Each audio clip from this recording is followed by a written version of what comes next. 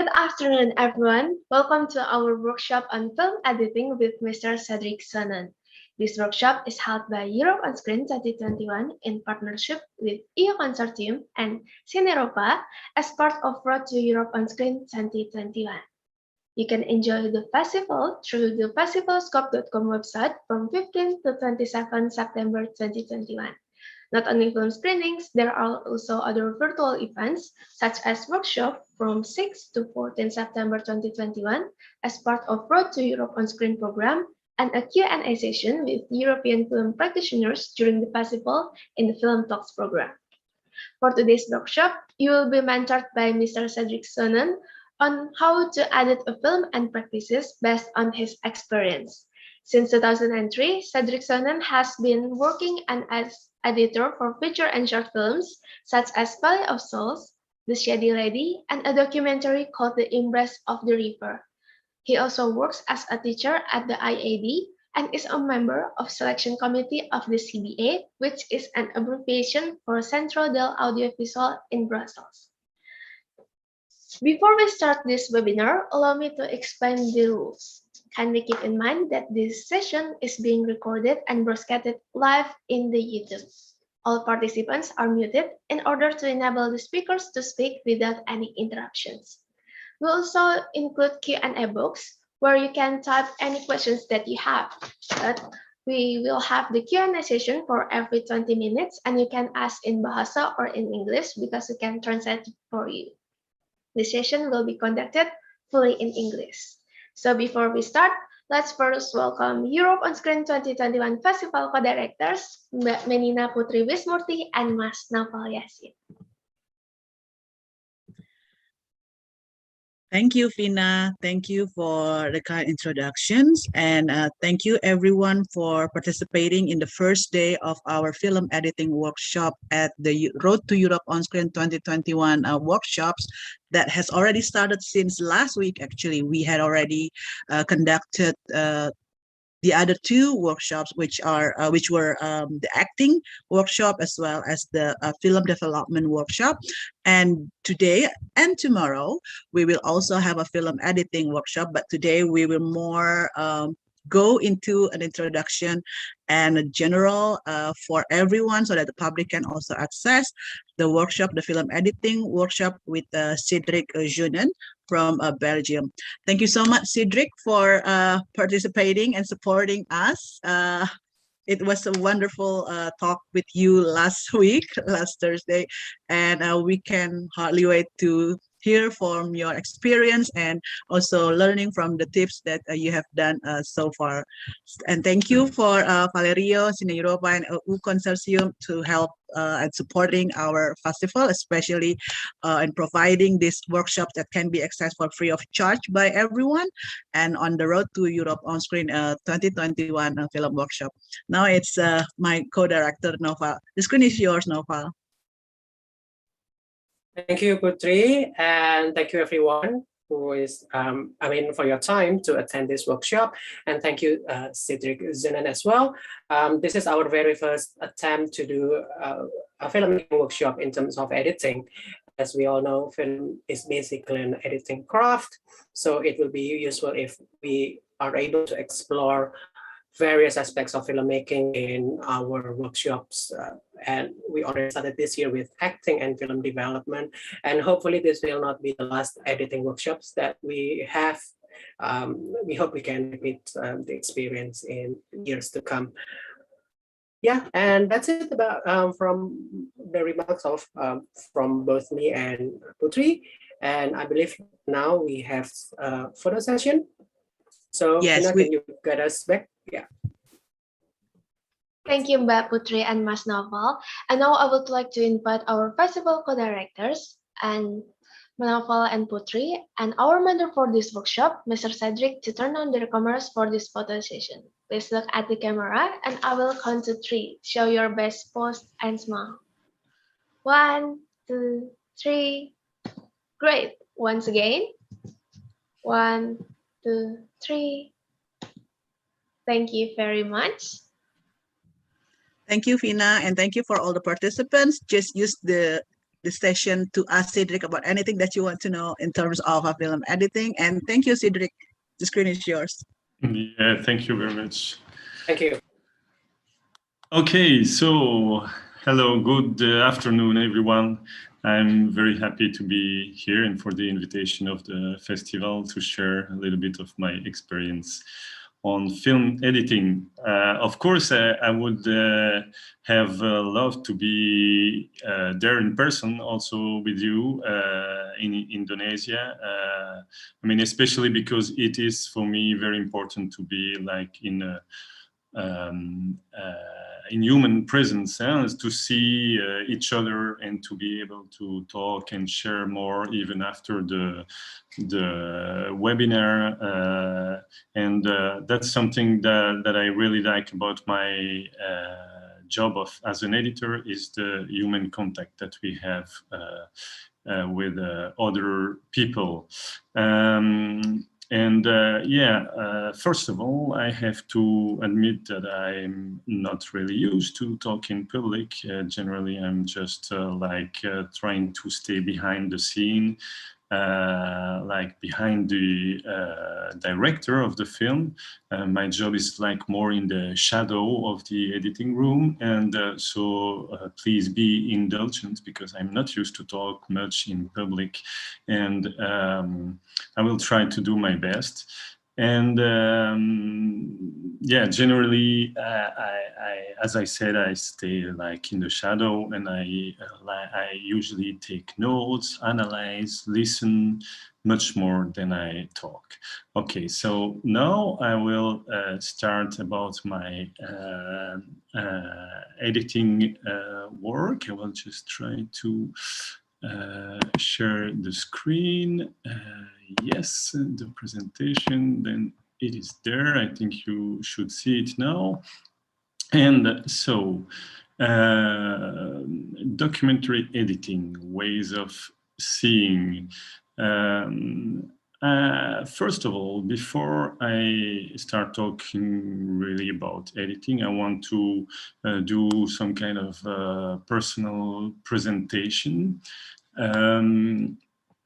I was born in Brussels, in Belgium then, and I studied cinema in the EAD, which is one of the main film schools in Brussels, and of the three main film schools. And I studied between 1999 and 2002. In this school, the first thing I learned about was to edit on a traditional film editing table. And this was really very important for me in the trajectory that I had, is because it gives you really a way of apprehending the editing. So the film editing table, traditional film editing table, is something like that. So you have to work with the little bits of film here that you put on the table, and you're able to watch it. So, I mean, basically speaking, but this makes you have to work very carefully, and it gives you a whole philosophy of editing, which is very important in my sense, is that you have to think much more before you do something. Because obviously when you start cutting the film, then it's cut. It's a physical cut, and you cannot yes, obviously you can change it, but if you change it many times, especially when you're working at school, where you don't have so much budget, you just have usually one positive copy. And with that positive copy, if you cut in the film and then want to cut one more frame and then want to add one more frame or two more frames, then each time you do a cut, and then each time you have to paste it, and it becomes more and more difficult to do. So you have to really think very much before you start to cut things. And this was really very important in the learning process that I had. One of the other tools that you use with film editing is this the splicer, which helps you cut and paste the film. This was just like to show you how we used to do. And then you also, wait, I just lost one of the, I will see, I think I have it later. Yes, this one. Okay, you use also, when you work with the film, you use also these bins where you classify all the little bits of film. And that's another reason why it's really important to really be very well organized and think before you do something, because you have to be able to classify and identify very well all these bits of film. Otherwise, it can be a mess, and you can lose bits of films, or be even lost in your whole editing work. And you will see that even now that we work with a computer, I find it very, very important to still identify and classify very well, or the best you can, the bits of films, the files, in fact, that you have now when you are working in computer. But this comes from there. And I remember once I was at school, I had this, one day I was walking there in the editing rooms, and there was one student that was really under a mess of film bits. And he was like, everything had fallen down, and he was trying to sort out everything, and it seemed to be very, very difficult for him. So I have this image always in mind when it's the time to classify things. And it is especially important now that sometimes with some films or some directors, you have sometimes until 160 or 180 hours of film. And obviously, if you don't organize well, then you cannot manage your way with so many hours of material. Okay, and so let's go back to the school when I was at school.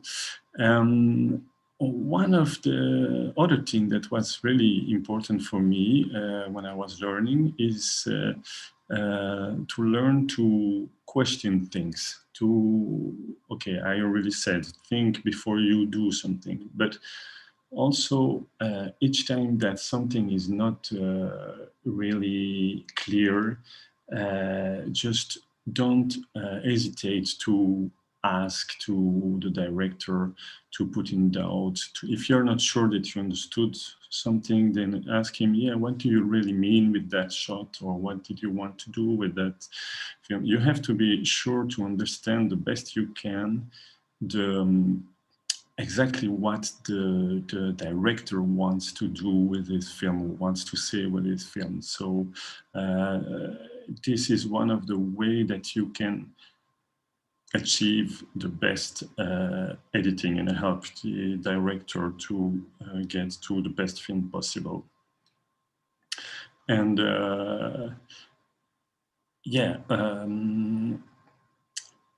then of course, at the end of the school learning path, I had I learned some software that were like, it was the beginning, the start of the the computer editing at that time. And but at school, I learned two softwares which were already not so much used in the professional world. And this was a software called Edit and another called Lightworks. But this I want to say just because, okay, I learned many things at school, editing with the film, and then with some softwares.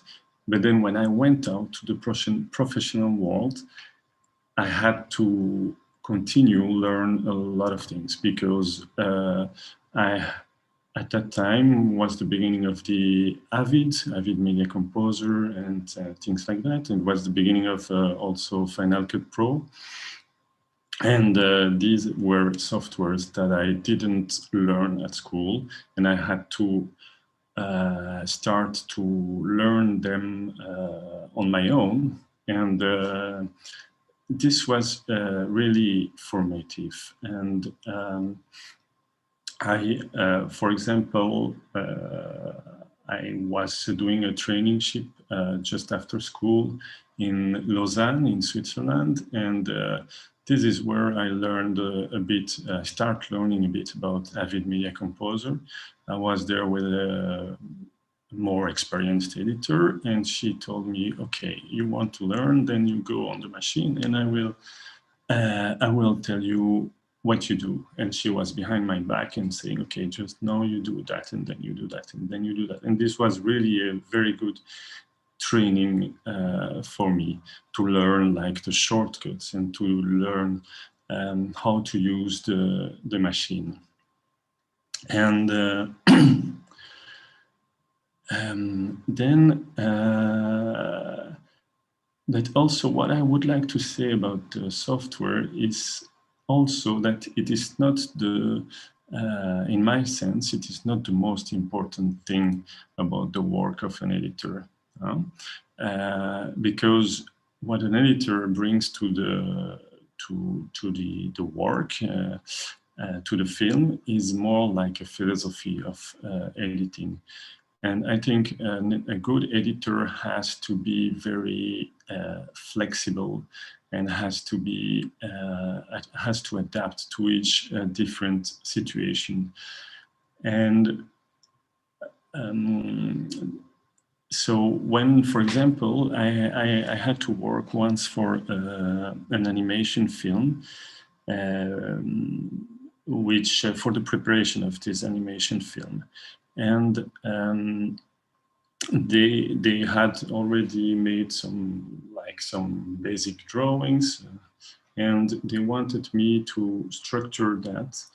And this was made on an animation software, obviously, which is called Storyboard Pro. And they asked me, okay, Cédric, is it possible for you to work with that animation software?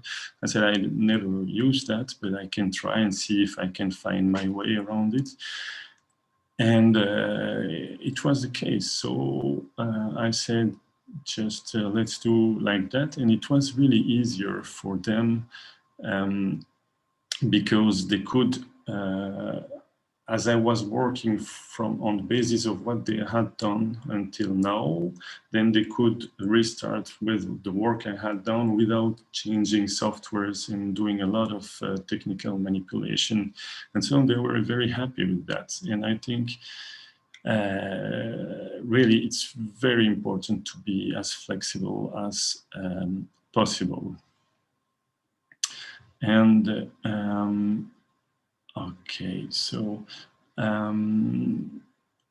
after I went out of school, of course, I started to work as an assistant. I was very lucky because one of my teachers started to make 2 short films when I went out of school, and she asked me, yeah, do you want to be my assistant? And this was really a great opportunity and a great experience.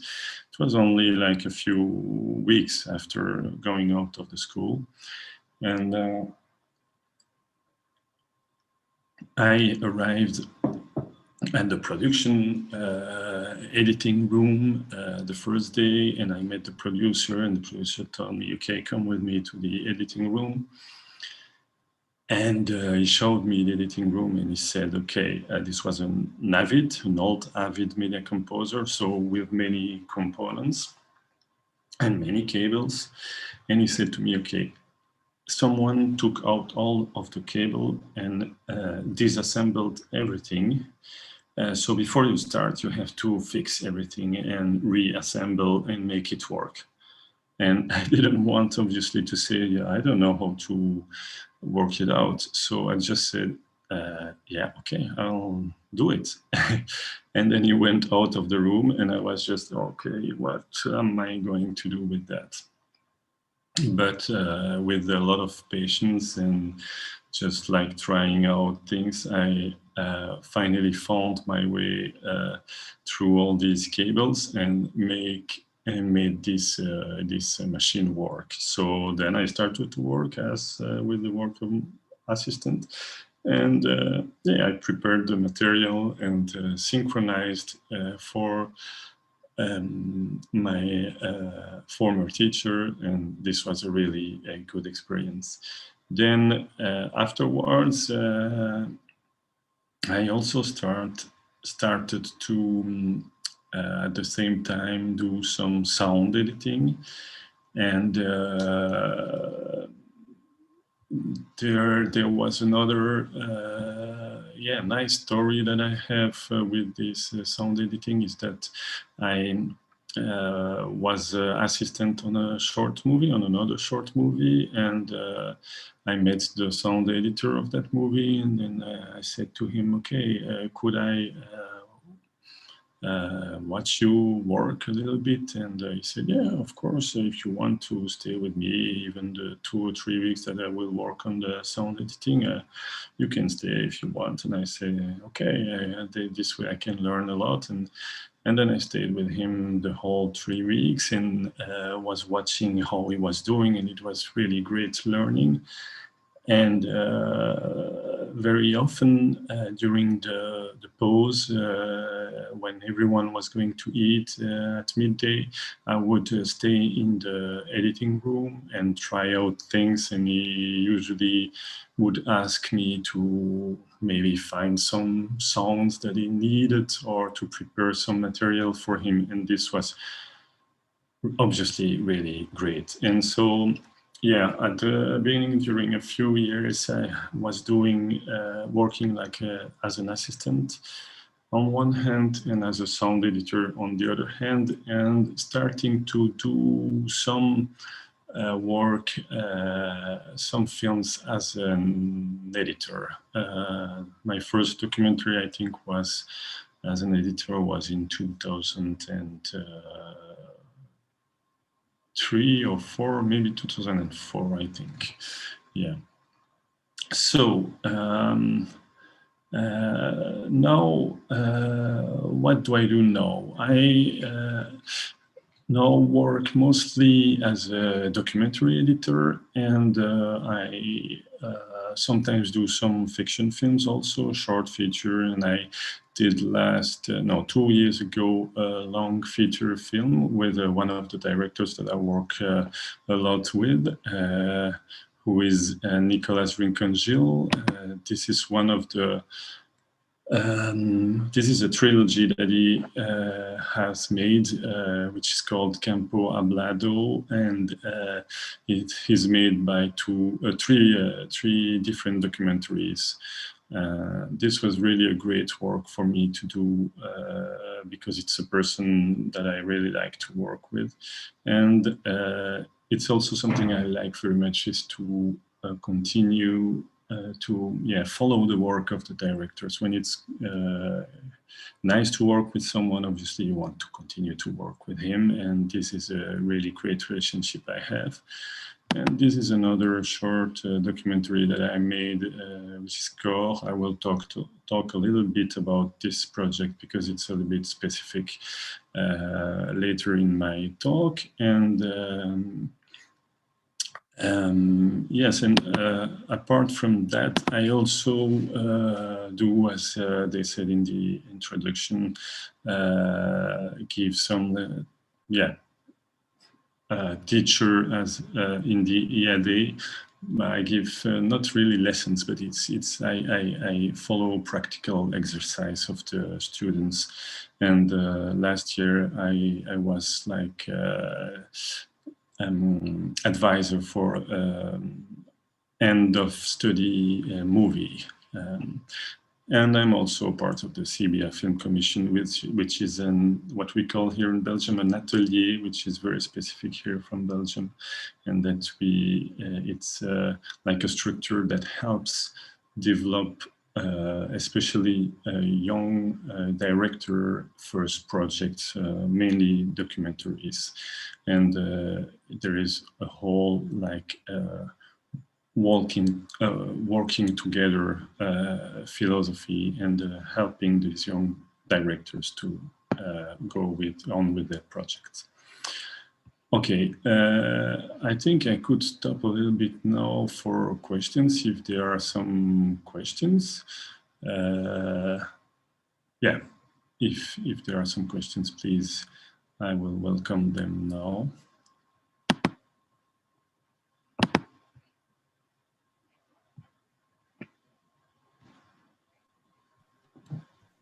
Hello, Mr. Cedric. Yes. Right now, I would like to remind to all of the participants that you can ask anything in the Q&A boxes. Right now, there are 0 questions, but I personally have some questions that I would like to ask you. Is that okay? Yeah, of course. So in your presentation, you used light words for your software in editing. What is the difference between light words and other popular editing applications such as Adobe Premiere? Because I haven't heard about Lightwork before. No, just Lightworks is quite an old software. It was one of the first software that was created for editing, and I learned it at school like 20 years ago. But now it's not really used anymore. Yeah, sometimes I think they have a new version now of this software, but it's not used very much, at least not in Belgium. And it was very important, that software at the time, because it was kind of how would you say that, of a good transition between the film editing and the computer editing. It was like in between philosophy. It was trying like not to go too fast for the editors that were used to work on film editing. I mean, with the film table, like traditional table. So yeah, I think at that time it was an important step for older editors, at least at the time. I see. Thank you. So right now there are a lot of questions that are waiting for you to answer. For this session, I would. How many questions that you would like to answer? Maybe 2 questions. Is that okay? Before you can. Yeah, it can be. Yeah. Okay. No problem. Okay. So the first question is from Asmawita Fitri. Hi Cedric, how to make a good sound editing for documentary film? Okay.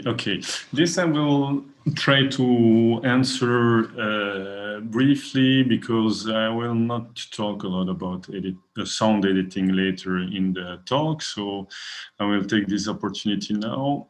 How to make a good sound editing for documentary. I think the answer is a little bit like for any case of sound editing, you try to do your best with the material that you have. Obviously, you are limited with the basic material that you have, and it depends on the film that you're editing. But if you, let's say, if you have a good sound, a good direct sound, then you just clean it a little bit, like take out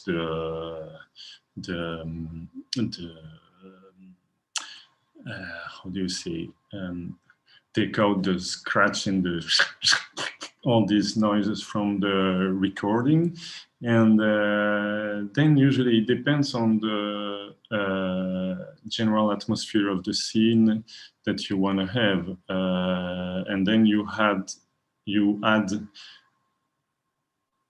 some sound, some atmosphere sound, if you want to give it some specific color, or maybe you just add some silent or quasi-silent atmosphere to just unify the whole scene. What is the most important is that I think you have to respect the image editing and the flow of the picture, and so not to make a cut when there is no need to have a cut, and that is very important. But maybe I'm a little bit too technical or too specific.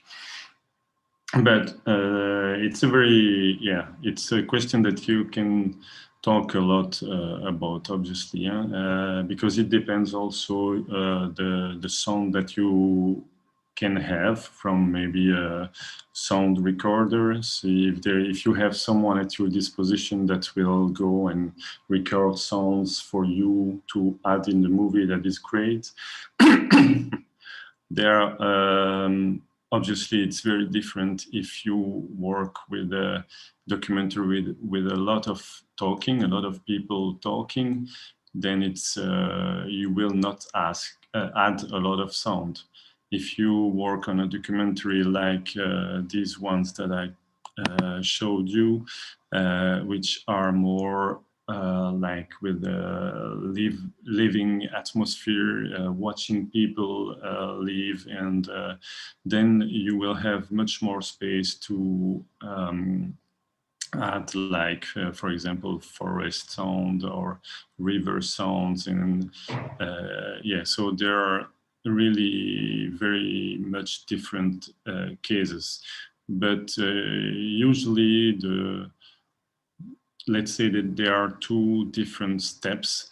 The first step being like cleaning the direct sound, the sound that you have from the recording, from the shooting. And then the part of adding sound to create an atmosphere, to create what will like give the emotion to the viewer. Yeah. So yeah, let's say that for the moment. I think obviously there could be a complete session on sound editing could be very interesting, and I could develop much more about that, but let's stay there for now. I see. So the last question for this session is from Hiroyuki. What is the importance of editing school? Because you're a teacher in IAD, right? Yes. It's important for you to attend the school or university to study about film? Sorry, is it important? What is the importance of the school for me or for someone that is learning editing? For someone learning editing and for you personally. Okay. I mean, obviously you can do editing without going to a school. That's also possible. But I think what the school gives you is a set of basic tools that will help you make your way at the beginning through this professional world. Obviously, these tools are only basic tools, and then you learn much more while you are working and with the experience that you acquire when you are working. But I think it's nice to go to what was good for me to go to school is also that I got to know a lot of people. Some of them with whom I still work today. For example, Nicolas, the director of these films, I met at school, so that was a good thing also. And for me now, today, as a professional editor, it is also very important for me to be a teacher in the school, because I really like to be in contact with the students and what they are doing, what's in their mind nowadays. I mean, it's really good to be, I think, in contact with the younger generations and have like an exchange about how they feel the world, and how different it can be, or how similar it can be also in some cases.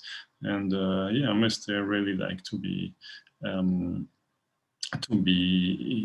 the school. I think it's a really great still learning atmosphere even nowadays. Yes. Thank you, Sir Cedric. So do you want to continue the lesson or answer another question? It's up to you. Yeah, I think I could continue a little bit, and then I will answer more questions later, if that's okay. Okay. Thank you.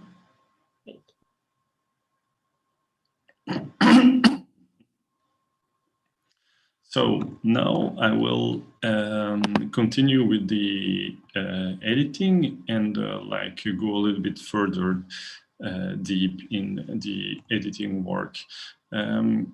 So editing step by step. As a forward, I would say something that is for me very important, is that there are rules, of course, in editing, but for me, these rules are not always that important. So, I mean, what I mean by that is that you have to know that there are rules, and you have to know certain editing rules, obviously, but they don't make everything. And also, if you know them, then and know how to apply these rules, then you will know also how to go around them and how to do differently, and you would or could do differently, knowing what you're doing. Yeah. So for me, rules are, and I mean rules like the rules that I set for myself as an editor, how I organize, how I do things, how I like to watch the material with the director, for example. But as you will see later, these rules are not like immutable. They are not unchangeable, and sometimes I adapt to the film or to the director because it's better to do some other way.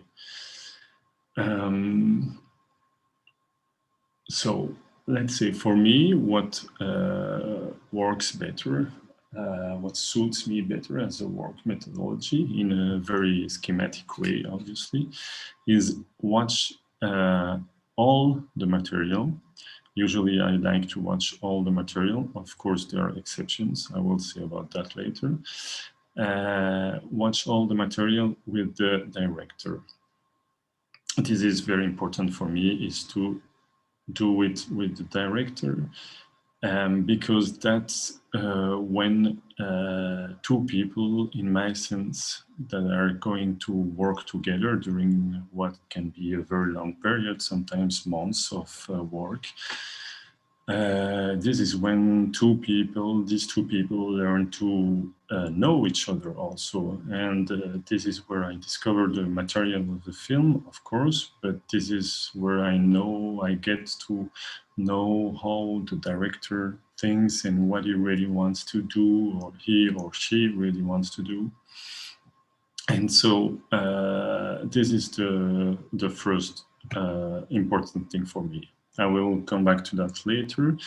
But then usually I like to build a structure, a first structure, or to edit some little scenes on my own, and then watch it with the director to get his feedback. And usually we do corrections together. That's more or less the way I like to structure the editing time. But as I said, it's not always like that.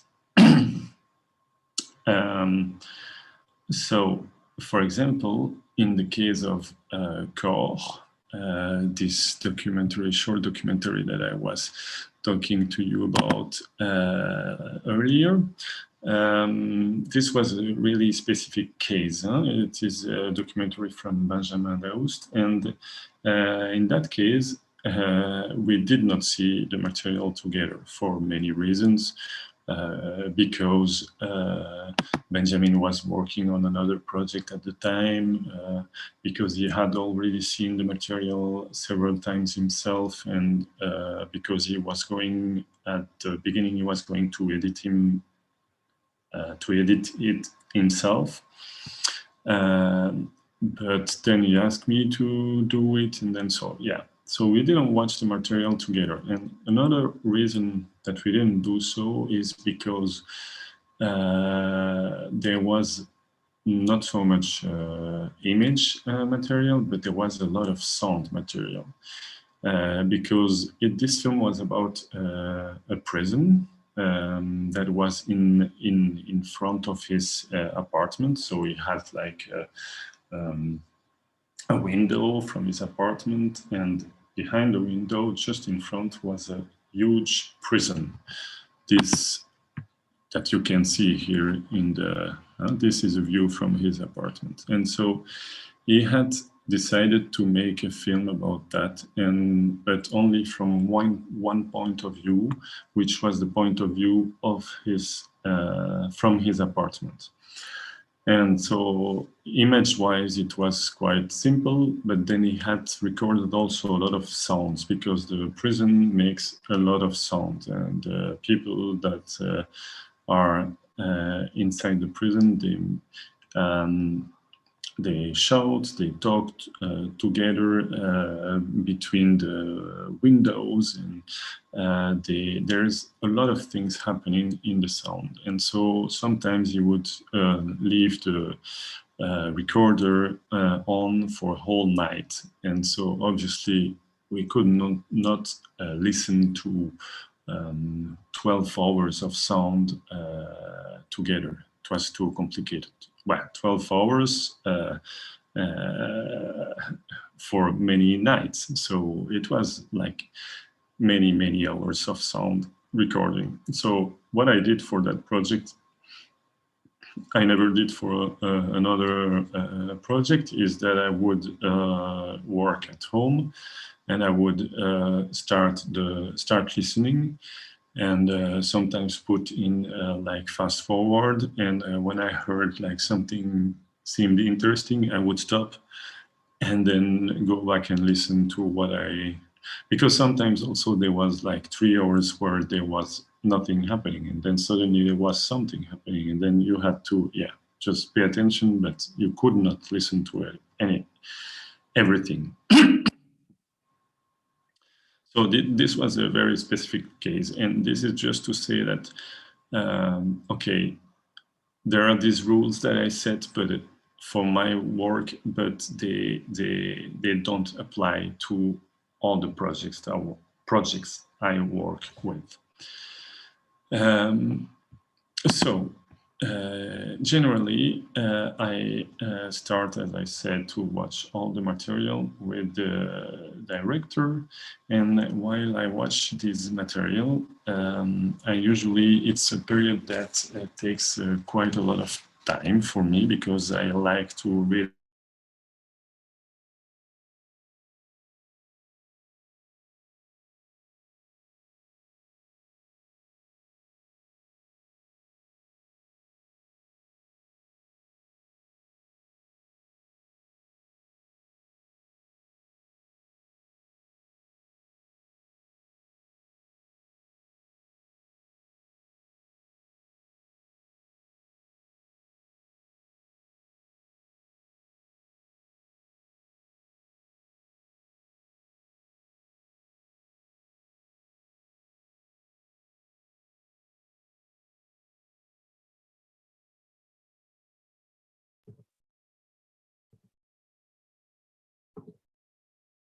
Hello everyone. I'm sorry for there are some connection trouble with Mr. Cedric, so please stand by.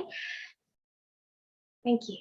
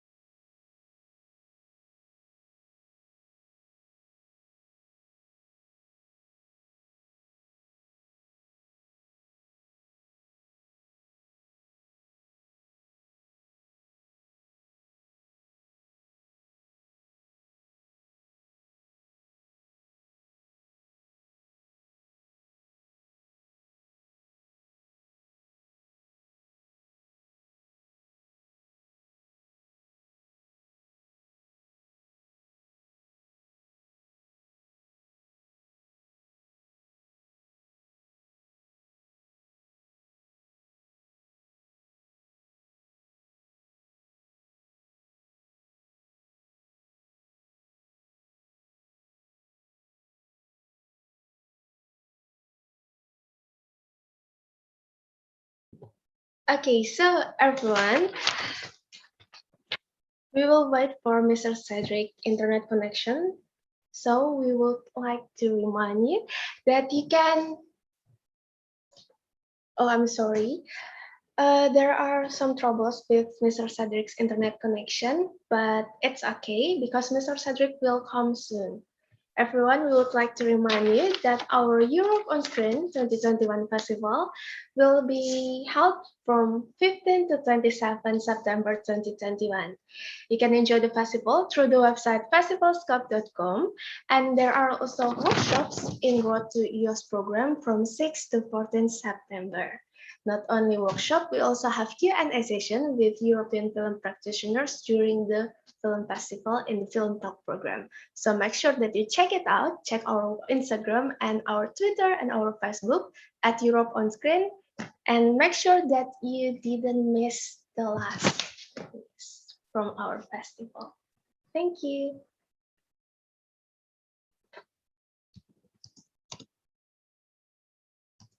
Okay, and we also have opening ceremony in 15 September 2021 from 4 p.m.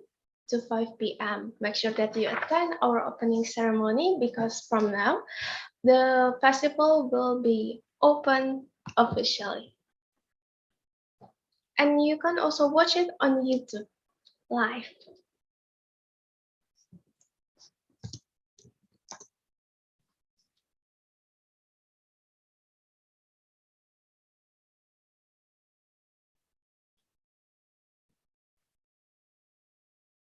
Oh, Mr. Cedric is already back with us.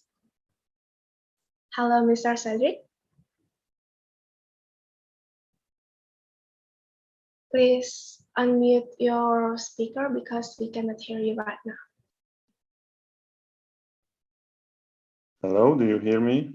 Yeah, thank you for joining us.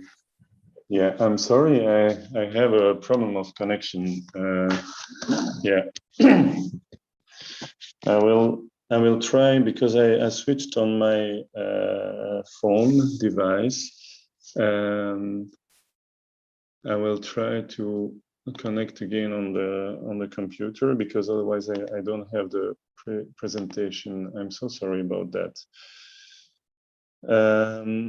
So while we are well, okay, I will try to make it work at the same time, but I will try to continue. So what Excuse me, Cédric, yes, if it's possible, you can send it to us via email so we can help to screen it for you. Yes, okay, wait. I can do that, yes. This one. To who do I send it? To Samuel, this will be okay. Okay.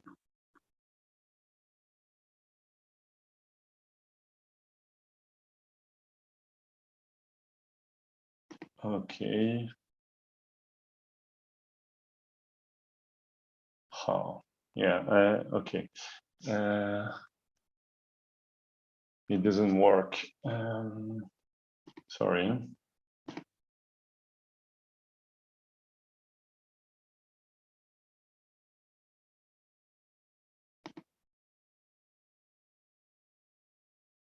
Okay, so now it works.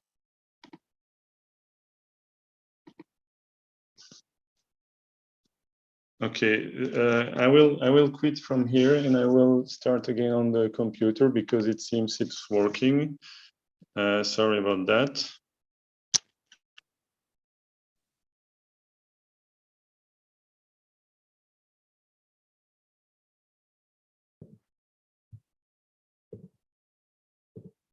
Okay, everyone, while we are waiting for Mr. Cedric, we would also like to remind you that there are already 5 films that are ready to book right now in the festivalscope.com website.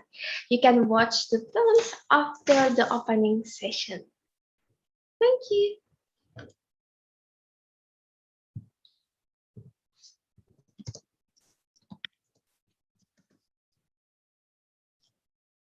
So Mr. Cedric is here right now with us again.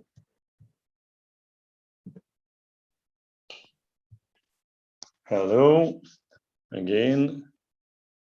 So no, it doesn't work on my computer, so I will stop to try. I hope you received the PowerPoint, Sami. Anyway, I will continue. So what I was talking about is when I watch the material, what I usually do is to fill out notebooks. I take a lot of notes, and it depends on the amount of material, obviously, but I can have 1 or 2 notebooks with a lot of notes of what I think about the material, how I feel when I see that particular scene or that shot, and how the director feels also about these shots or these scenes. And so I try to take notes of the most precisely about the feelings that I can have, because I believe that it is the first impression that you get when you watch some material is very important, and I want to be able to come back to that when at a later point in the editing. For example, well, usually I have read the project of the film, the project file, what it is about, and but sometimes I have no idea what just one sentence, but not a complete idea, or I haven't read the script of the film. And I find it a very good way also to go for the editing and watching the material, because this way I have a very much fresher eye when I discover the material. And this happened to me, for example, for the first long feature film that I edited like 2 years ago from Nicolas Rincongil, and this film is called Tantas Almas, and for that film I hadn't read the script, and so it was very interesting for me, but also for Nicolas, when we were watching the material, to realize how things were working and if they were working as good as he had imagined. And for me, I must say that it was kind of watching a series, like, you know, every day you watch a little bit, and then the next day you want to know the you want to know the following part, what's going afterwards and everything. And so it was really great for Nicholas because he was seeing that I was into the movie, that something was working about the movie that he had imagined. So that was great. And in these notebooks, I usually also divide them with some marks that I put on the top of the book, where I divide like by characters or by time of the day. Maybe if a film is divided between day and night and that has some kind of importance for the film, then I can divide my notebooks with marks about that. And usually I try the marks to match the files that I will have in the computer, the files which we call bins in Adobe Premiere, for example. And this really helps to have kind of similarity between the different tools that I have. So the note cards match with the files and the bins inside the software, and they also match with the the note cards, which are, I can show it to you here. This is something that I use very much. I don't know if you received the PowerPoint, because I have it in the PowerPoint, but I can show it to you here also. It's different colors for different scenes, for different. Yeah, okay, you received it. Somewhere there is this kind of. Next one, still next one. This is the notebook, yes, that you're showing. And then there must be a slide also with the note cards. And these note cards with different colors are very a tool that I use a lot, because it's very practical to visualize the editing outside of the computer. So I can, with the director, we can get a sense of the flow of the film. For example, let's say if we have one character which is in blue color, the other character would be in yellow color, and this way we can see like the repartition in the movie. Visually, we can see if there is more of this blue character or the yellow character, and this gives you a sense of the rhythm of the film, which can be important. Yes, and so usually I do the note cards myself, and with the director, obviously, we do that together. Sometimes I could ask the assistant editor to do it based on the organization of the material in the software. This is this method of the note cards is very convenient for mostly for documentaries, because when you have a lot of different material and you have a lot of material, yeah, sometimes I said like 160 or 180 hours of material, which can be scaring. Then often you have to take a step back and be able to work more on the distance. And I think, in my sense, it is a good way to work from a certain distance. Some other editor would work with other tools, like maybe pictures, or maybe pictures from can be pictures from the different characters, or with maybe photograms, frames of the film that you print, and then you can put them on a board and to visualize also the structure, but it can result also quite costly. Also, you can obviously use whiteboards to write outlines, schemas, drawings, to make lists of different parts of the films, or to draw for example, the evolution of a character, how he goes and evolves through the film, or things like that. But the most important with all these kind of tools is to have a distance to reduce the zoom, to get some perspective, some different perspective on what you're doing. Then obviously also you have to organize the material into the bins, and the bins, which the name comes from this bin that we saw earlier with all the bits of films, and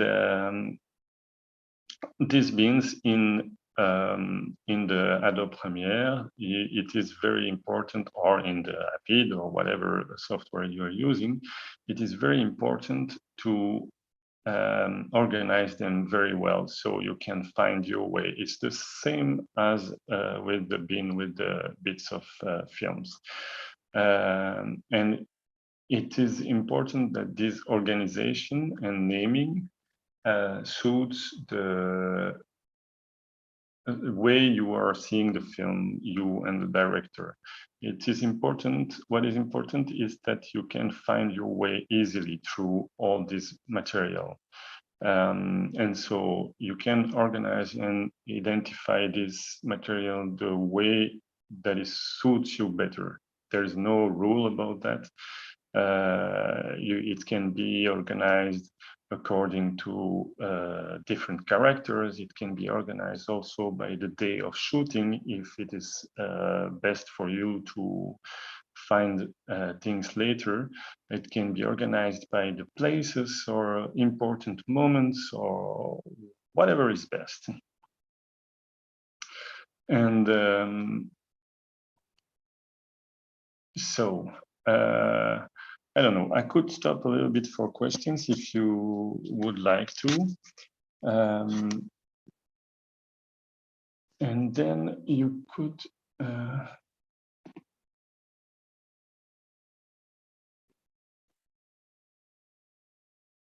sorry for all this mess.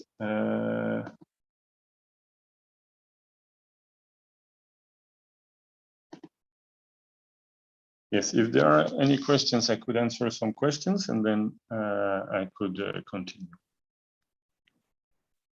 Yes, we have a lot. Please, Finn. Okay, so the first question is from, wait, let me, Sir Cédric, are you there? Yes, I'm there. Okay, so it's from Satria Setia. How to manage a file before starting and editing, and what is the effective way to sorting out the footage to help synchronize between the audio and the footage video? I didn't get the first part of the question. How to manage a file before starting and editing? How to manage it? How to manage the file? Yes. Okay, and yes, how to manage the file, the image, as if I understood well, is how to manage the image and the sound and synchronize them. That is correct? Yeah, okay. Yeah, usually no, I have an assistant that does that. But at the time that I was an assistant, usually you receive the image material and the sound material, and most of the time they are separate, and then you have to synchronize them. if the shooting was well done, let's say, then you have what we call what's the name in English? The clap, something that that makes noise, punctual noise, and that enables you to synchronize. This way you can synchronize the material. That's the old way. Now, obviously, you have also like time code based synchronization, and so you have the same time code on the camera and on the sound recording device, and then you can just synchronize by time code. But there are also other softwares that enable you to synchronize with by the waveform. So if you have the image comes from the camera, there is always sound on the camera, or generally there is sound on the camera, and you can put that sound from that file from the camera, you put it in a software, and then you put the sound of the sound device in the same software, and it synchronizes with the waveform. And I try to remember the name of the software I used, but it doesn't come back now. But yeah, there are many softwares that you can use for that. And then once it's synchronized, usually what I ask to the assistant I work with is to put all the shots from the same scene in a timeline, like in like chronologically, and so I can watch it with the director the most comfortable way possible. And then again, for the other scenes, I ask to do the same, and so on. Yeah. Okay, the second question is from Nanda Arya Wijaya. Hi Cedric, as a film editor, which one do you think pre-production, production, and post-production is the most important thing in the filmmaking? As my understanding, somehow the post-production would be at the last row to make or complete a great film. As I understand, the post-production will be what the last part of the question was? The post-production will be at the last row to make a complete great film. Yeah, sure.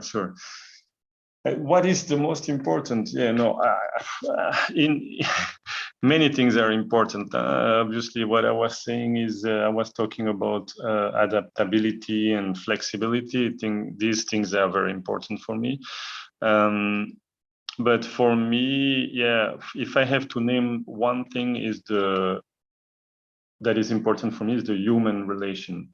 For me, it's really essential that you get on well with the people you are working with. So yeah, it happened sometime to me that it didn't work well with some director, and so we finally stopped working together. And I think that was better for us, but also better for the film, obviously, because I think if you have a better relation, the film will be also better. So yeah, for me, I don't think that the technical skills are the most important. Yeah, obviously it's important, but also as an editor, you have help from an assistant editor, and there are a lot of technical stuff that are done afterwards. For example, the color grading, it's done afterwards, and the sound editing, no, I don't do anymore myself, also because it's became very much complicated than it was before, because now to be a good sound editor, you have to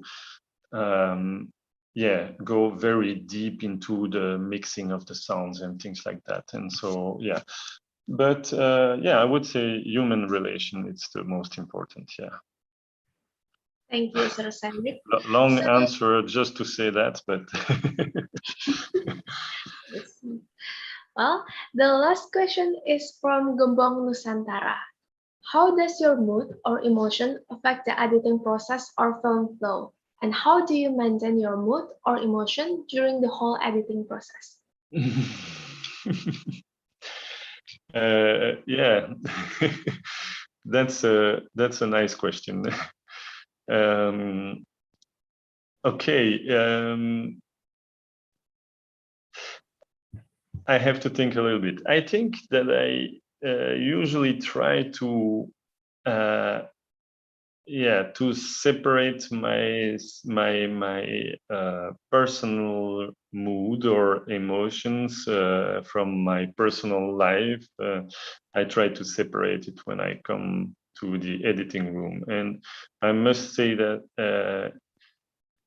usually, especially when I'm working with a person that I like to work with, which is mostly the case, I enjoy it very much. So when I come to the editing room, I'm mostly happy. And obviously there are some tensions, and sometimes there are things that you don't agree with. But if the general feeling or the general flow is good, then you can go through that easily. I mean, and also a way that I like to go around these problems or tensions that can come is to use the humor and like to just laugh a little bit. And this is when you have like so much sometimes tension about decisions. For example, when you're finishing a movie, it's like it becomes more and more tensed. And that's the period I am in now in the film that I'm editing now, because we are finishing the editing. And the more tension there is, then the more like fun you have to have, or the more like humor you have to have, and the more you have to, yeah. And this is again, it's I'm talking about human relations. This is human. Yeah, it's trying to be, yeah, the best you can. Yeah. Okay, thank you, Sir Cedric. Please start the lessons again. Yes, I will do that. Yes, and I propose that we can go back just a little bit, and if in the PowerPoint, yes, okay, great. That's what I wanted. These cards, as you can see, this was from a film which was called Sunnyside. And so it had two characters. One was in red and the other one was in yellow. And then we had some other cards, note cards in white color. They are for the archive material, because there were a lot of archive material filmed by the characters. And then blue is some like other minor scenes, and I think green was something more like in relation with the nature, and the rose cards were from a third character, like secondary character. And so this helps very much for structuring the film. So maybe we can go to slide 20. Okay, so we will talk now about editing a little bit more precisely. For me, editing is a little bit like, finding your way in the forest. I think this image is quite a good image, because it implies that you have a starting point, and mostly, generally, you have also an arrival point, which would be the initial intention of the film, the reason why the director wanted to make that precise film, the profound motivation that he has.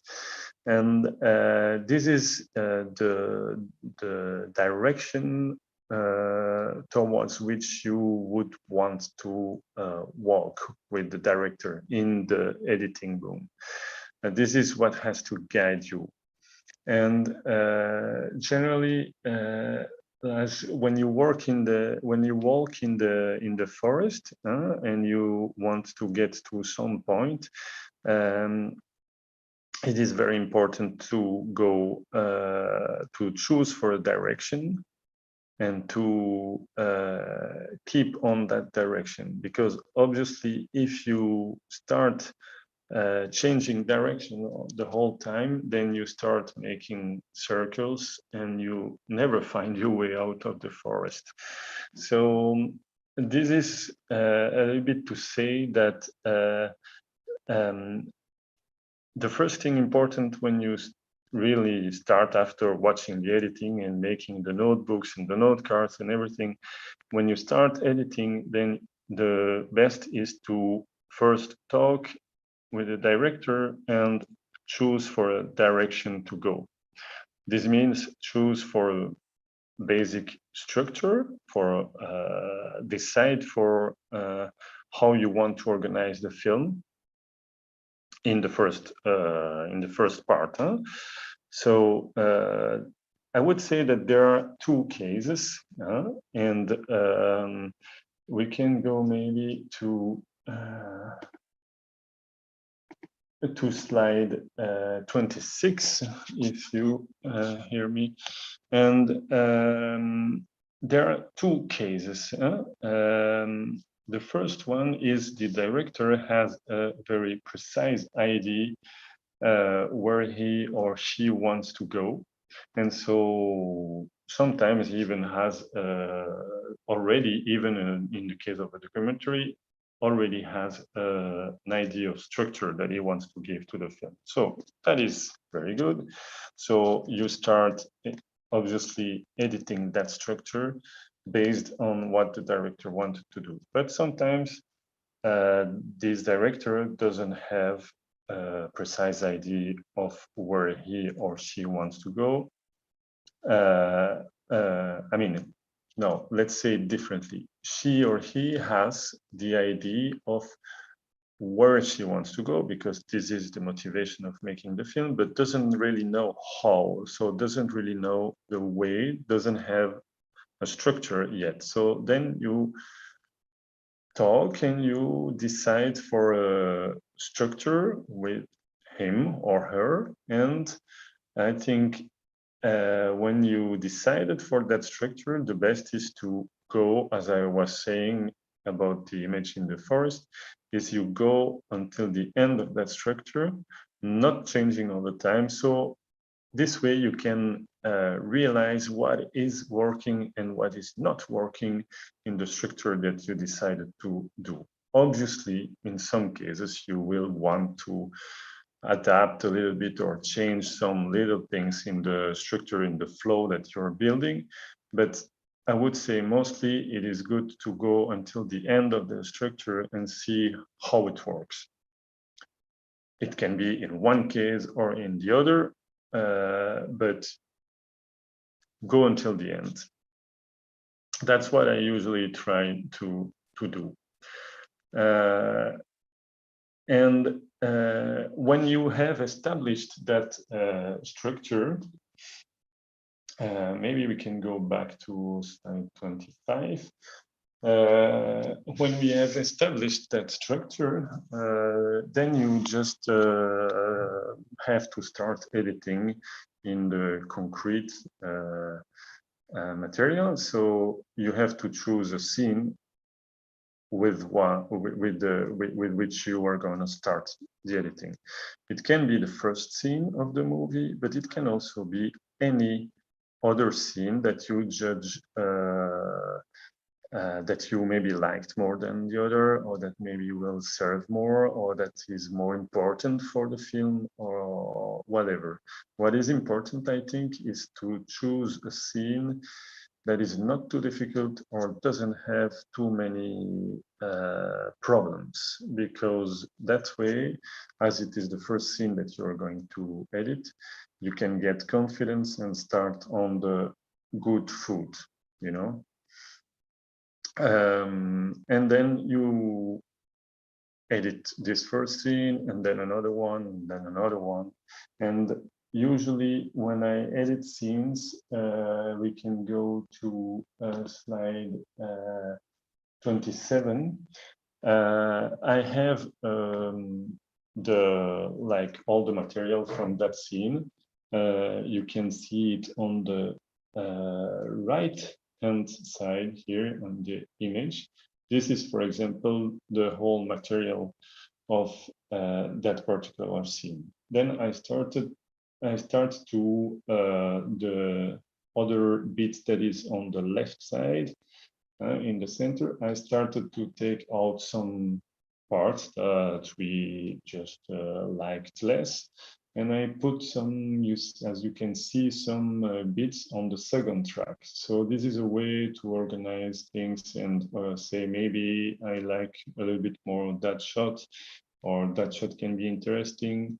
And then this way, successively, all the time copying the work that I have done on the step before, I reduced progressively the material until coming to the one that you see on the far left, which is let's say the first edit of that particular scene, which will go into the timeline, general timeline with all the other scenes of the film. So this way, I work to try and keep a track of everything that I'm doing. So we can always come back to some specific stage of the editing of some specific scene. So when all the scenes are edited, or also progressively when I edit one scene or one other scene, I put them in a general timeline where I put all the scenes, and I call it usually a mammoth. That's a strange name, but it's a way for me to say that it will be like a rough edit. Yeah, I used to say that like for a long time, and so it just said like this. So this is not really important, but it's just to say that it's you come to the first version of the film. Then, and this can be after maybe 1 month or 1.5 months of editing. Then you come to this first version, and this first version is a very important stage, because this is where you're gonna discover with the director and most of the time is the first time that the director will discover his first film, his film for the first time. And so then obviously you watch that version together, and you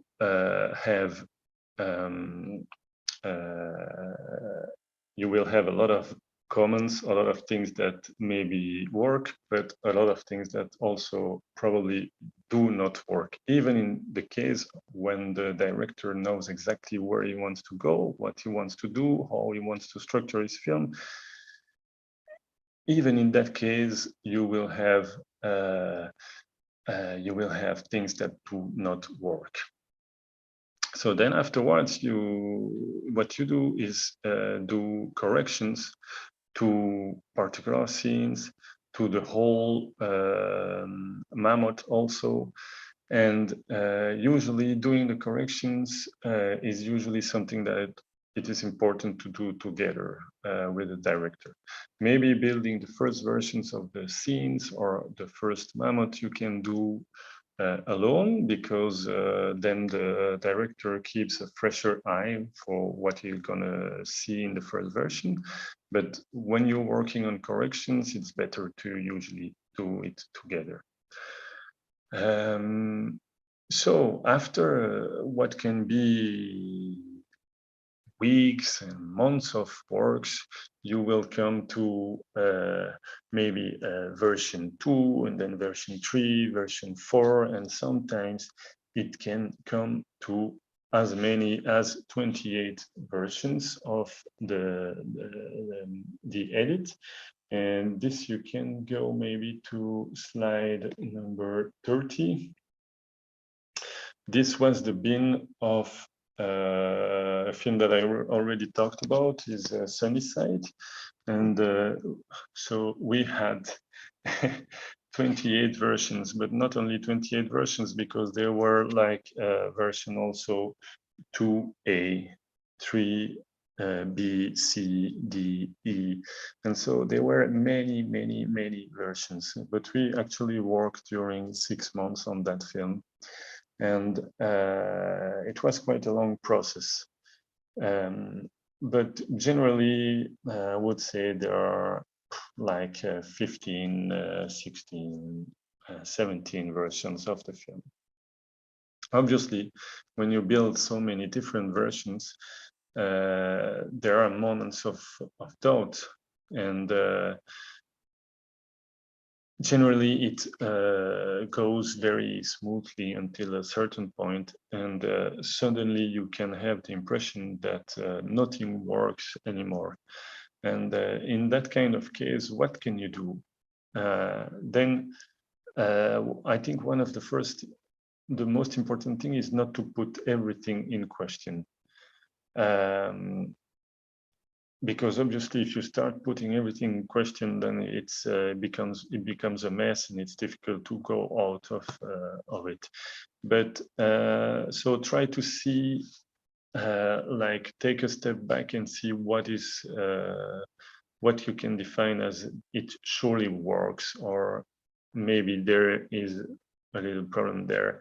Some other thing that you can do is try to go farther than what would be reasonable. So try something very crazy, something unexpected with the material. So maybe you put I would say, I don't know, the end, you put it at the beginning or in the center of the film, or you edit a scene completely differently. So maybe it is something that it will not stay in the film, but it can help you to find new paths, to find new way, or to make some other things appear.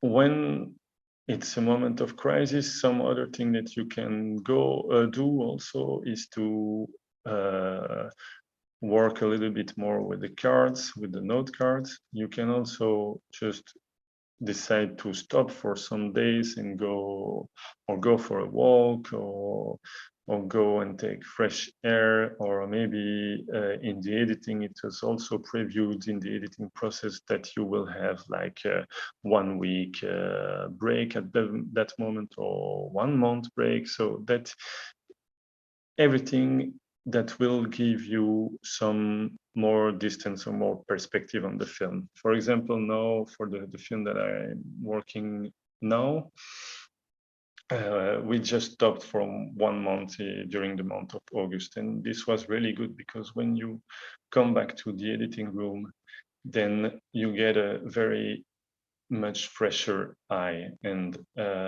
another sight on what you have done until now, and then many things appear clearer of what works and what doesn't work. But another thing that is important to bear in mind about editing is the importance of working a lot and working again and again, as you saw with so many versions of Sunnyside. This was obviously the case in that film, but it's almost always the case that you have to don't despair. Like also the director will want to try and try and try again until this really works or this really doesn't work and we abandon the idea. And also sometimes it's very good to have a period of time, and it happened to me several times, a period of time where you can work very intensively. And this is obviously a little bit breaking the rules that I had set, that you have to take distance and take things calmly and everything. But sometimes also it's good to have moments like this, where you, for example, you work for a whole day. This happened to me in Sunnyside also, that we once worked for a whole week, from 8 in the morning until midnight. And this was really also great because we were always trying things and trying new things and putting some sound with some image and trying out, see how it works. And we found a lot of good things during that period. But obviously you don't have to do that all the time because otherwise you get lost. So it has to be for a limited period of time. So when you get to like towards the, I would say the 3/4 of the making of the editing of the film, like maybe you are at version 10 or 12 or something like that, then you want to start to show it to, sometimes earlier also, but you want to start to show it to other people to see how it works and do test screenings. These test screenings are very important in the process of the film, and usually one of the persons that is very important in that process is the producer, obviously, because this is a person that has followed the project since the beginning and that knows the project very well, but in a very different way from the director, has another approach, and also a different way from me as an editor. And it is a kind of intermediary between the two. And so it is very important to have that person in the screenings, because he can have like a different perspective on the film. And also we ask generally other persons, and it is important to choose good persons to come and see your film. The persons, yeah, it is important, but it is also not so easy to choose the right persons, because you can have a lot of thoughts about that, and maybe some people that you know too much will not dare to tell you things that could hurt you, but so also some people that you don't know so much will not dare neither to tell you things very sincerely, but it can be very different way. So the most important is to have a to think about the people that you want to come to the sessions, the screenings. And sometimes we even ask people from the street, just go on the street and would you like to see a film and give us your feedback? Yeah, okay, great. Obviously you can do it for a short film, that's good, but not for a long feature film. Huh? What is important is maybe have different types of people. Maybe not all people from the cinema industry or the cinema world, but also people from other spheres, or maybe important also to have people that do not know anything about the project and will tell you sincerely what they thought about it. Anyway, screenings, in my opinion, are not meant to search for an approbation of the audience. Huh? It's not there to, like, we want the audience that comes to see the screening to validate the editing. No. You have to just like in some way know what you are searching, what you know, that there are some parts that are working better and some other parts that are working less better in the film, and you want to check that with the audience. So maybe you try to direct the discussion about these particular moments when you talk about the film afterwards, or maybe you ask them questions about that particular scene or that particular character. What did you think, how it worked, and things like that. And the last thing that is very important about these screenings is not to get too much influence from one or other person. Like not to put too much importance in on one or another person feedback.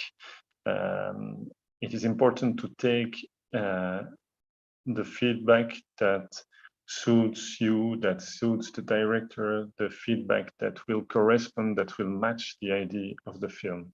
Really think very carefully about all that, and maybe not decide too quickly after a screening on what you're going to change. Just let it flow a little bit. Let it like you have to give it time. But finally, also what is very important is that in the last instance, the film is the film of the director, always. And what I used to say very often in the form of a joke, especially when I do not agree with the director, is you are the chief and you decide.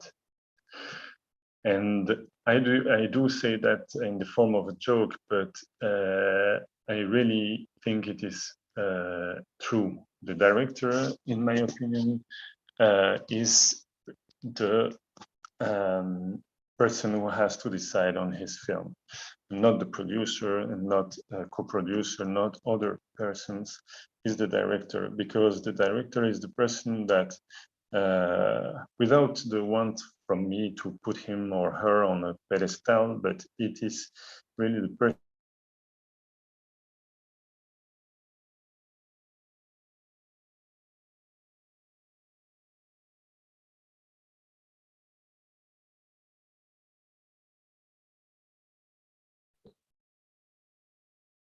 Hello everyone, we will wait for... Okay. The screen is your Mr. Cédric. Yeah, sorry. And so it is very, very important for him to have the final cut on his films. Huh? So just to talk a little bit about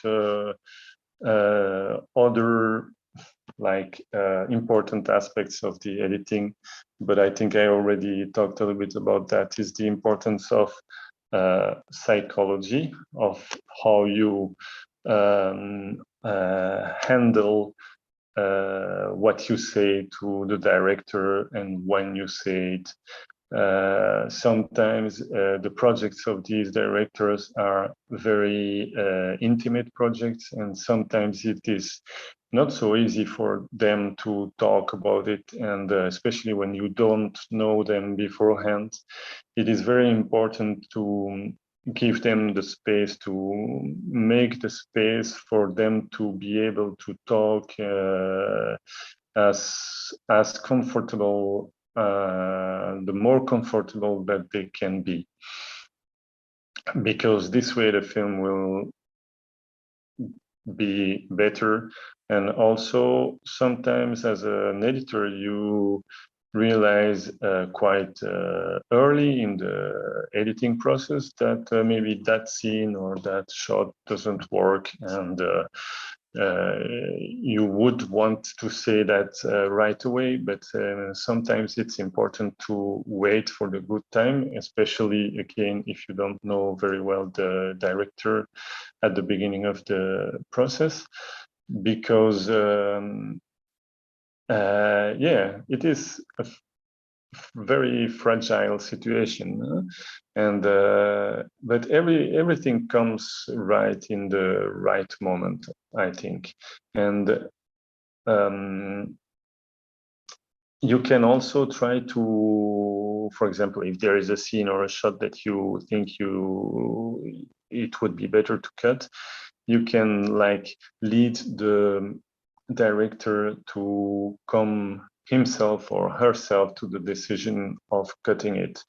And it happened like last week with the director I'm working with a part of a scene that I think for a long time that we could cut. And she suddenly said to me after a discussion with another person, yeah, okay, I think we should cut that part of the scene. And it was like maybe 2 months that I think that we could cut that scene, but it was not the time before. And now it came, and it will be better for the film. So that is good. And so then, okay, I think I could stop for some more questions if you want to before I conclude. And yeah, I suppose there can be quite a lot of questions. So yeah, I will be happy to answer them. Yes, thank you, Sir Cedric. So the first question is from Rizal. Does editing a documentary also follow the basic structure of editing fictions, such as the three-act structure? If it follows the three-act structure, that's the question. Yes. Yeah, it can be, but it is not always the case, obviously. And I think I try to be as free as possible when editing a documentary, and not to put too much rules or too much barriers, and just try to edit like with the feelings. When you just see something is working, then it's good, and then you go to the next, and then you go to the next. And yeah, I really try to trust a lot my emotions, my feelings, what I like or what I don't like, what the director likes or doesn't like in the making of the film. Especially in documentaries, when you sometimes don't know exactly the way or how to go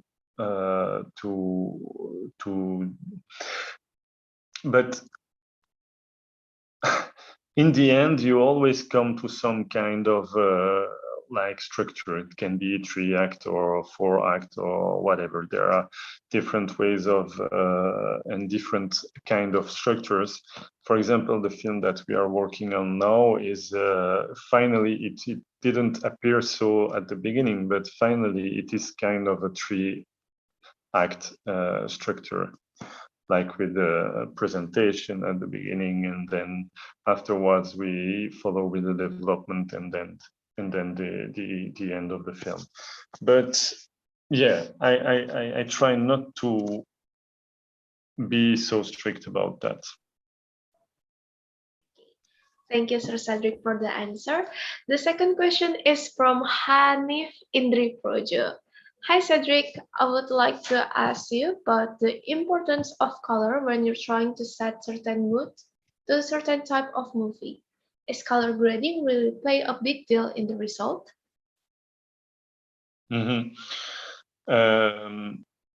Yeah, I usually do not touch a lot of or do a lot of color grading during the editing, but obviously sometimes it is necessary because some shots are have to be like balanced between one another. So in the same scene, it looks more convenient. But I do really like really basic things of color grading. I do not go very far into that, because usually there is this stage is previewed afterwards after the editing, the director goes with the film on the color grading. Sometimes I go to color grading with the director, and sometimes I try to be there, and I think sometimes it's good that I'm there to give my opinion on that kind of color for that kind of shot, because it obviously has a very it can have a great importance for certain kind of emotions or certain kind of scenes, if you want it to be darker or whatever. Yeah, it can be important, but I usually don't manage it a lot myself. Okay, thank you, Sir Cédric. To the next question, it's from Nurul Asisah Batubara. So the first question is, do you have any tips on the effective way in choosing the right footage to use?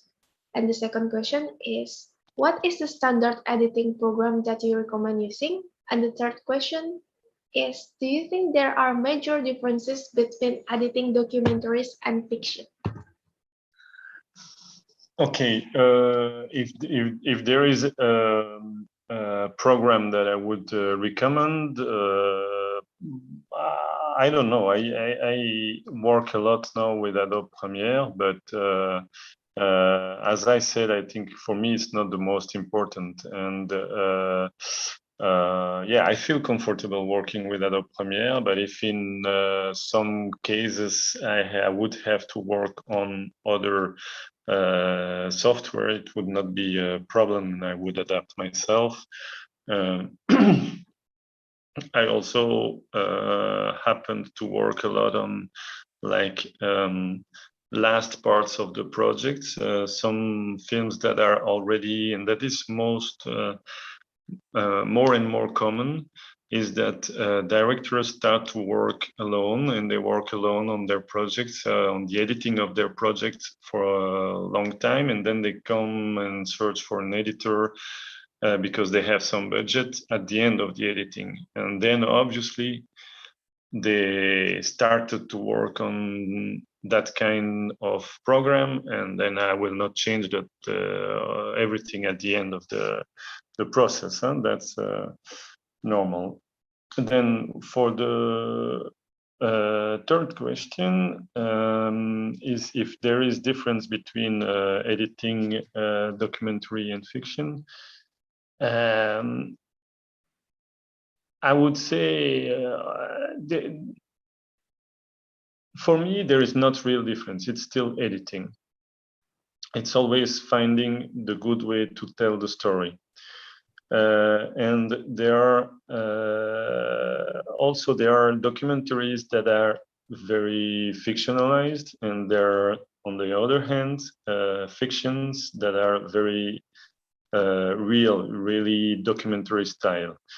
And some fictions are very much written, and some other fictions are less written. And documentaries is the same. Some films are very much written and with a script and everything, even for documentaries, and some other not. And so I think the basic difference, the main difference that it can be is between a film that is written, very much written, that has a script and everything, and a film that is not so much written. For me as an editor, I think that would be the main difference. Because yeah, you can, the way you start an editing process can be a little bit different if obviously there is already a very clear structure of the film at the beginning or not. Then you search more, or you search maybe a little less. But this doesn't mean that the things will go smoothly or that it will be much simpler if it is already written, because even if it's already written and you have a structure, and you can edit that structure and then just realize that many things doesn't work and you have to change a lot of things. And on the other hand, you can start without the structure and have a first version that works much better than on the other case. So yeah, it really depends. And sorry, but I don't remember the first question. Okay. The first question is, what is the most effective technique to choose the footage on film? Your feelings, your emotions, watching the director, how he or she reacts when watching the material, talking a lot with the director to understand the best you can what he or she really wants to do. I think, yeah, that's the way you have. I mean, in my opinion, that's how I used to do, and that's also why I take a lot of time, and maybe sometimes I think more time than other editors, to watch the material and really go into deep discussions with the director to especially when you don't know the director beforehand, because then you have also to start to know a person, and this also takes time, and yeah, I think the most important is to talk a lot and to question things, and to ask about everything that you would have doubts on or whatever. Yeah. Thank you for the answer. And to the next question, there is from Asmawita Fitri. How to get the best view for video and to make our video to look smooth and natural for documentary film?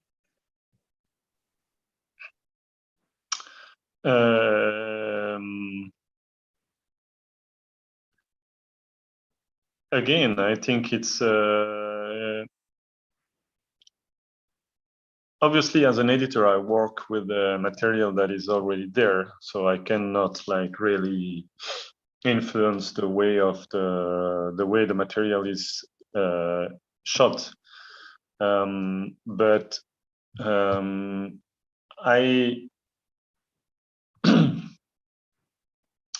I would say again, it's a question of listening to your feelings and to what your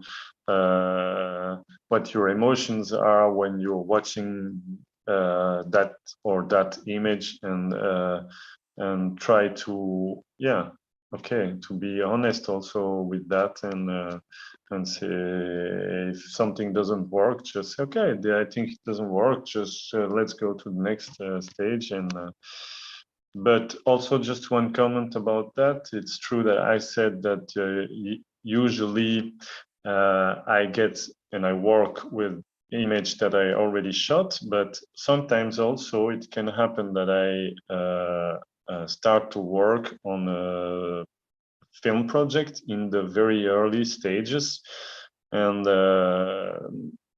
that way sometimes I work with the director on the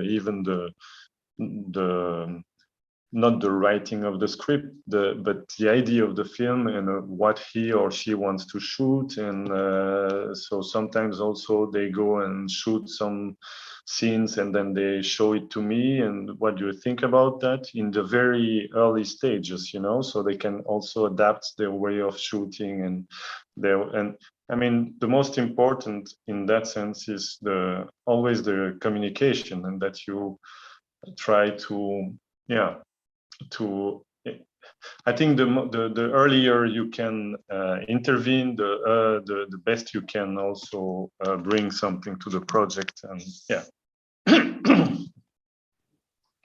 Yes. Thank you, Sir Cedric, for answering all of these questions. Do you want to continue to answer the question, or do you want to continue to present the slide, because we still have a couple of questions that unanswered? I mean, I can answer other questions, and then I just need a few minutes to conclude. But I think it's good if there are questions. Okay, so let's conclude the lessons first, and maybe we can go back for the last Q&A session. Is that okay for you? Okay, yeah, for me that's okay, no problem. Okay, so yeah, it was just I just needed some time to conclude this session. about I think there, sorry about that, about the presentation, but I think that's not really need to continue. Sorry, I have a problem with battery.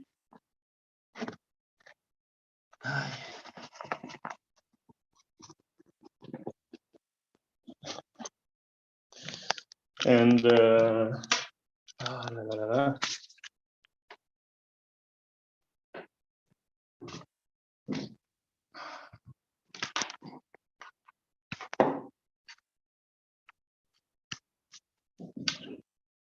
sorry.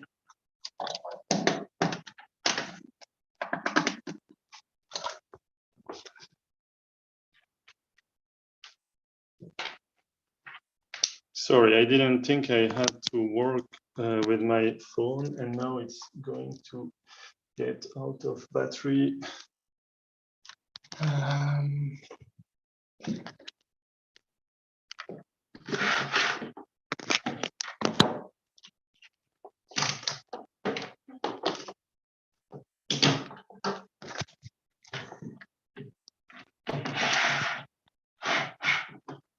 Okay, so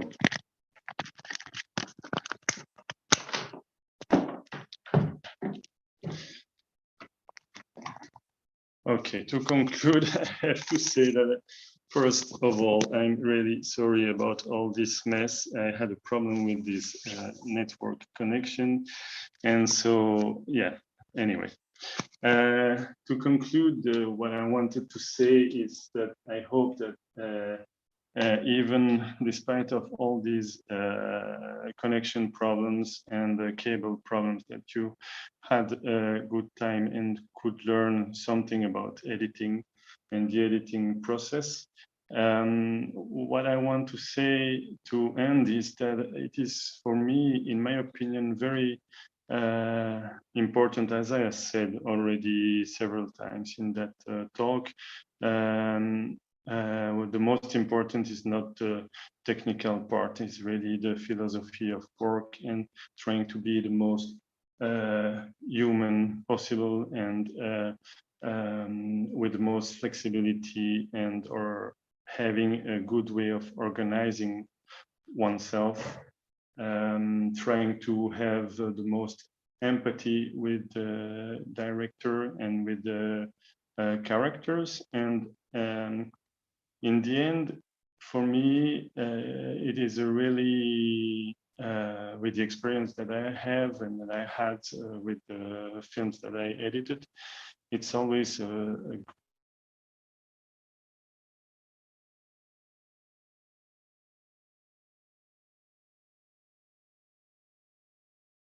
and meeting other people, meeting the director, of course, but meeting also all these characters, which many times come from many parts of the world. I edit films from Ukraine, from Colombia, from Mexico, from Argentina, from Belgium also.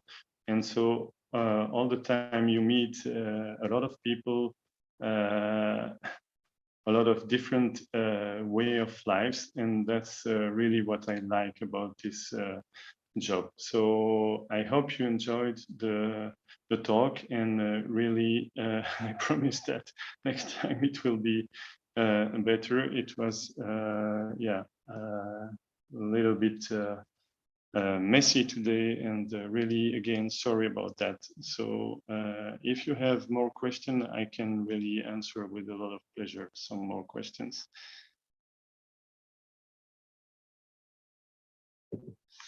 Okay, so let's go back to our Q&A session. It's from Gembong Nusantara. Do you mind to share a glimpse of your notebook? Of my notebook? Yes, wait.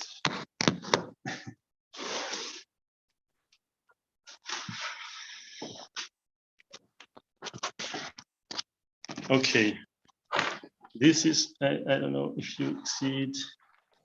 This is the notebook from the outside. Huh? I don't know if you see, these are the marks that I add for archives, for example, different part of the films, the different characters of the films that wait, can I turn this? Should I turn that? Oh.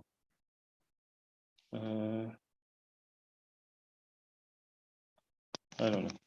Okay, and so yeah, this is. We can also go to the presentation. I have some images of that also from the notebook. We can go to slide number 12 and 13, and then I can explain some. As you can see, when we are in slide 12 and 13, yes, there are, so you can see the name of the shot. In these cases, they are sound shots. It's from the project on the prison that I talked to you earlier. And so these, as I said, were very long shots. And so, for example, if you take on the first page on the left, after the strip, it's written ST009. This is one shot. And then you have like some circled marks, M1, M2, and then another one, M1, M2, and then M1 until 5. And these are like important parts of these shots, or some events that were significant and that I wanted to remind. For example, sound of bells, or maybe police wagon passing, or some people whistling or things like that, and I take notes of what to describe what is in the shot. And if you go to the next slide, then we can see also some things that I circled in red, or that I just like underlined in red, and these are more important things, or things that some dialogue that I hear from the persons in the prisons or whatever. So yeah, that's an example of the notebook. Thank you, Sir Cédric. To the next question, it's from Muhammad Chandrika Argyawisnu Yuwono. What are the ups and downs of being a film editor and also being in the film industry? Like, have you ever felt desperate when there were so many revisions to do? And have you ever have you ever had a different opinion with the director when working on a film? Yes, ups and downs. Yeah, I think more ups than downs, fortunately. Otherwise, probably I wouldn't be there anymore. But yeah, there are some downs. Some bad things that I remember is 2 or 3 times that I had to stop working on a project because we didn't agree with the director and it became too complicated to work together. The first time that it happened to me was very difficult, obviously, but then afterwards, if it happens a second time, then you know that sometimes, yeah, it's like human relations. Sometimes you don't get along with everyone, and sometimes it's not so easy. So, yeah, I would say it's not so bad. But one other maybe little more difficult thing is about the regularity of work, because there are years that you have a lot of work, and there are years where you have much less work. And obviously, when you have less work, you just question a little bit more, and you just ask, okay, what will happen if I don't have work anymore, if nobody calls me anymore, if I don't find any editing to make. But yeah, usually it comes back. It's usually like waves, you know. It's sometimes you're on the up and sometimes you're on the down, and now it's like 20 years that I do it. So yeah, I think I could not do anything else, and I'm happy with that. And about how do I do when we do not agree with the director? Yeah, just try to talk and just try to sometimes use humor, evidently, and again, and try to be patient also. And also sometimes you just have to admit that maybe you were wrong. Sometimes sometimes he or she is wrong or right. And I mean, there is no real wrong or right, but there is, and in the end, as I said, it is the film of the director. So in the end, it is the person that has to decide. I think that is the most important. And I have to help him or her to get to do the best film he can or she can, you know. Okay, thank you. And there is a question from Yaya Haryanto. Hello there. Is there any rhythm in film editing, and how does that work? Is there any what? Rhythm. I don't understand. Is there any? Rhythm. Rhythm. Music rhythm. Oui, okay, rhythm. Yes, yes. Yeah, I mean, this is a bit of, I think, an abstract question. Not so easy to answer like that, but yeah, obviously there is rhythm, and there is many ways to take that into account, and it can be rhythm inside the same shot, you know, just with the movements of the characters or with the flow of the waves or whatever. But it can also be rhythm between the shots, between the closer shot or wider shots. It can be also, it can come from the sound and the sound editing, obviously. It can come from the music. It can come from a lot of things have to be taken into account. And I think rhythm is something that you have to, it goes, I mean, usually I think it sets progressively during the editing. At the beginning, obviously, the editing is not well written. That's why also I call it mammoth, because it's something like very raw and very big and not so nice to watch, let's say. And then progressively it comes to a little bit like a sculptor would do. You take some bits away and then you put some bits, you add some bits in other parts, and then yeah, progressively it comes more and more rhythmical, and yeah. But this is yeah, it's a long question, long. Okay, thank you. And for the last question, it's from Lalisa Duniho. Hi, why do you use film when most of the editing is done in the computer? Is it better?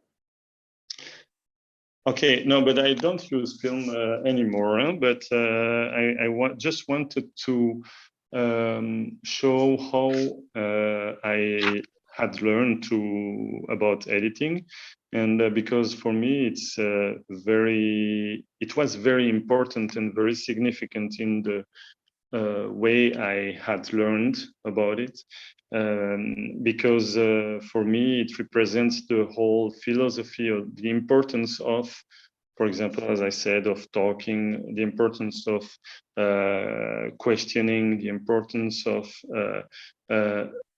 think a lot before you do things, or structuring keep having distance, perspective, and things like that. Because when you worked with the film, as I said, you had to do like this, because if you cut in the film, then you have a cut, you have a physical cut. Now it's not the case anymore. But you can also, another danger is to get lost in if you try too many things or you cut too many times, then you just don't know anymore what you really want. So I think that's why it's important for me to talk about the film editing. And also because you have a different approach to the material.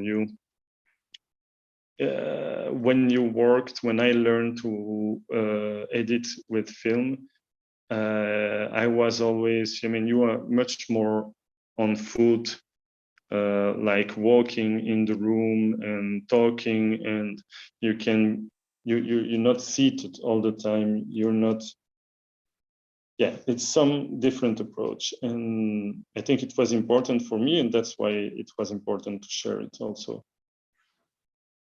I see. Thank you, Sir Cédric Zoenen, for answering all of our questions. And thank you also for the workshop session. It has been very insightful and a lot of fun. Yeah, okay, I hope so. And I'm really, really sorry again about all the technical troubles. That's okay. So, please. And have a good festival, you all. And for those I will see tomorrow, see you tomorrow, and have a nice end of day. Goodbye. Thank you, Sir Cédric, for Thank you. joining us today. Thank you. For those who participate in our Day 2 workshop with Sir Cédric Zoenen, I would like to remind you that the session will be held from 3 to 5:30 p.m. Please attend the class 15 minutes before it starts, and you can join the class using the link that we already sent you through the email. We would also like to give a big thank you to all of our organizers, festival partners, and media partners, but most to our participants that has been very active during the workshop session. Thank you so much for joining us today. Lastly, Europe On Screen Film Festival will be started in 15 to 27 September 2021. You can watch the films through the website festivalscope.com, as right now there are already 5 films that are ready to book. We also have the Q&A session with Europe On Screen film practitioners during the festival in the Film Talk program. Thank you for joining us today. See you in our next event.